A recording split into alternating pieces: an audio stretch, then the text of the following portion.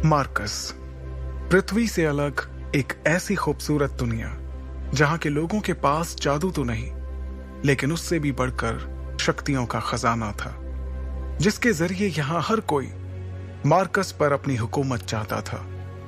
यहां जो सबसे शक्तिशाली होता था वो कानून बनाता था और कमजोरों को उस कानून को मानना पड़ता था।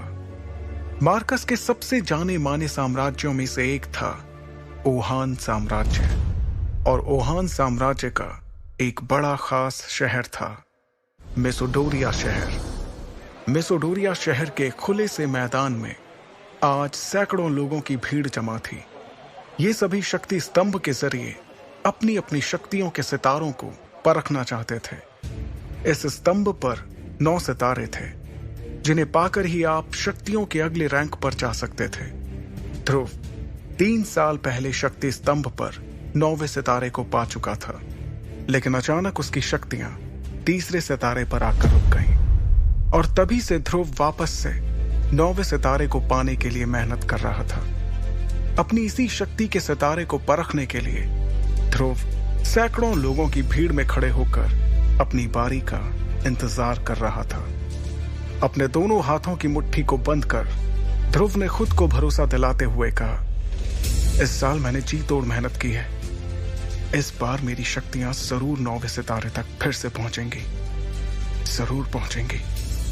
आज मैं शून्य रैंक से आगे बढ़कर एकलव्य बन के रहूंगा।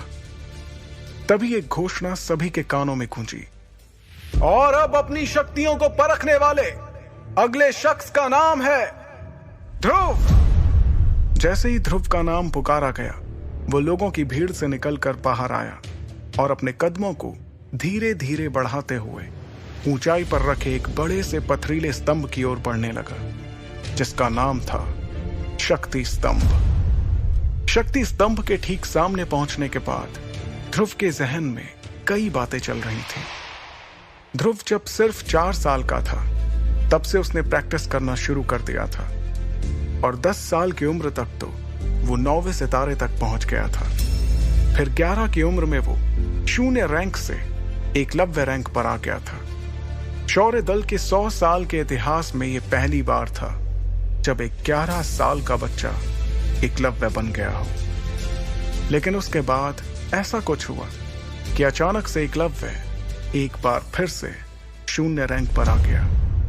यही सब सोचते हुए ध्रुव ने अपने दाहिने हाथ की हथेली को शक्ति स्तंभ पर रखने के लिए आगे बढ़ाया। फिर उसने आंखें बंद करते हुए अपनी हथेली को शक्ति स्तंभ पर बने शक्ति चक्र पर रखा।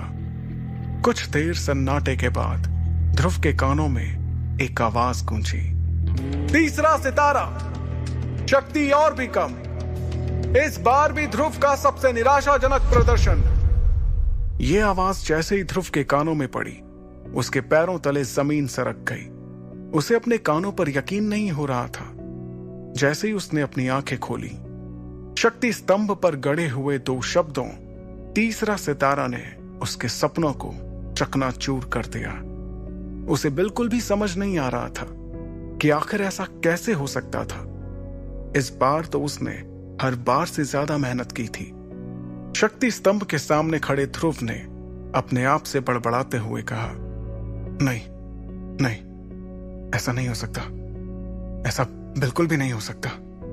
खुद से नाराज ध्रुव ने दोबारा 2 से 3 बार अपनी हथेली को शक्ति स्तंभ पर रखकर देखा, लेकिन हर बार उसे अपनी आंखों के सामने वही सितारा दिखाई दे रहा था जिसने पिछले 3 सालों से उसकी रातों की नींद छीन रखी थी। उधर मैदान में खड़े सैकड़ों लोगों की भीड़ में से किसी ने चिल्लाते हुए कहा, ए शून्य रैंक, चल अब नीचे आ जा।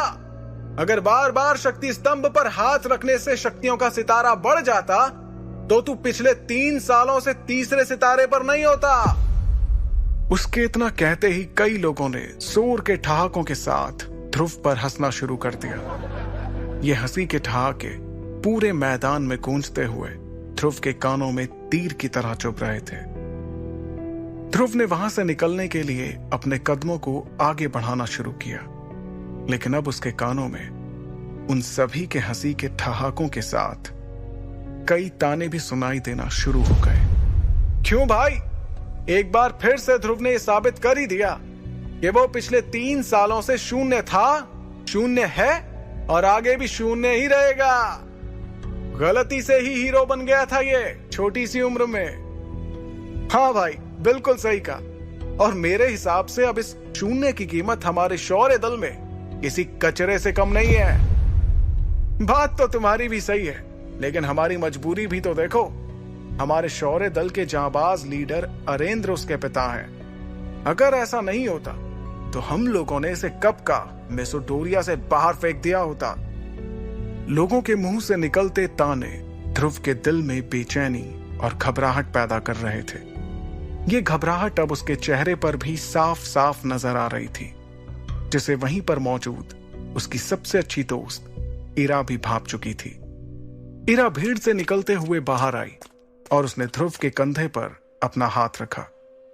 अगले ही पल उन दोनों की नजरें आपस में मिली, जिससे ध्रुव की बेचैनी थोड़ी कम हुई। कुछ ही देर में वो दोनों साथ साथ कदम बढ़ाते हुए मैदान से बाहर निकल के जाने लगे। ध्रुव अपने घर शौर्य महल की तरफ बढ़ रहा था। तभी इरा ने उदास दिख रहे ध्रुव का हौसला बढ़ाते हुए कहा, ध्रुव, तुम्हें उन लोगों की बातों से परेशान नहीं होना चाहिए। मुझे तुम पर पूरा भरोसा है। एक ना एक दिन तुम एकलव्य जरूर बनोगे।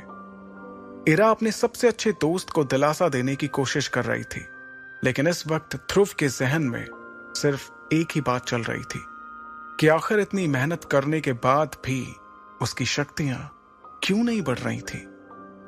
एक तरफ जहां ध्रुव की परेशानियां बढ़ती जा रही थी, तो दूसरी तरफ एक और परेशानी उसके घर की ओर कदम बढ़ा रही थी।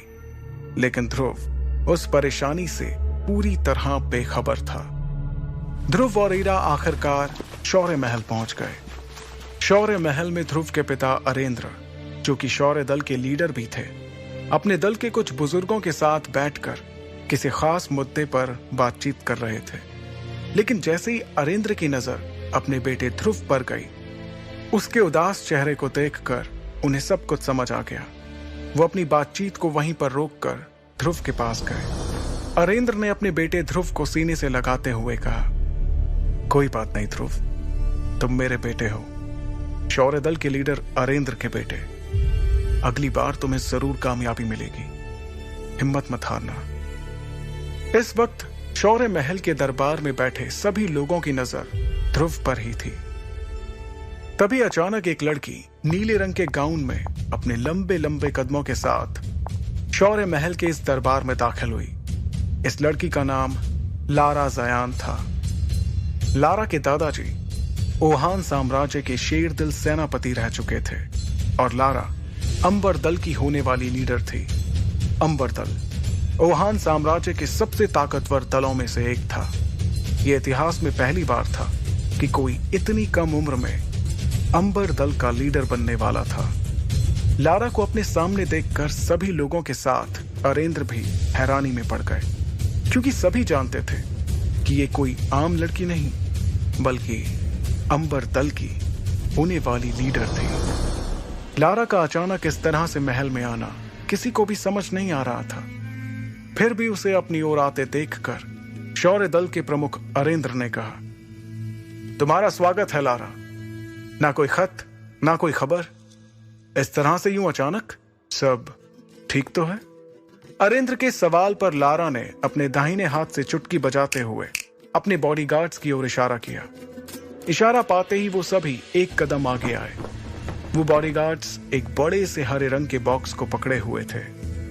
बॉक्स की तरफ देखते हुए लारा ने अपनी तीखी और तेज आवाज में कहा, मुझे पता चला है कि ध्रुव इस साल भी अपनी शक्तियों को नहीं बढ़ा पाया, इसलिए मैं ध्रुव के लिए एक खास चीज लेकर आई हूं। इसे पीने से उसे अपनी खोई हुई शक्तियां एक बार फिर से मिल जाएंगी। अरेंद्र ने ध्रुव की ओर देखकर दोबारा लारा को देखते हुए कहा, लेकिन लारा, हम तुमसे कोई तोहफा नहीं ले सकते, और वैसे भी तुम कुछ ही दिनों में हमारे परिवार का हिस्सा बनने वाली हो, इसलिए इस तोहफे की कोई जरूरत नहीं है। अरेंद्र की बात खत्म भी नहीं हुई थी और बॉडीगार्ड्स ने उस बॉक्स को खोल दिया। सभी को बॉक्स में हरे रंग की शरबत से भरी बोतलें दिखाई दे रही थी।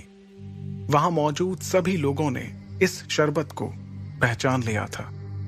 अरेंद्र ने उस शरबत की ओर हैरानी से देखते हुए कहा, करिश्माई शरबत? यह तो बहुत ही कीमती शरबत है। हम तुमसे इतना कीमती तोहफा बिल्कुल भी नहीं ले सकते लारा। लारा ने देरी किए बिना तुरंत अरेंद्र से कहा, आप जानते हैं ना कि यह करिश्माई शरबत ध्रुव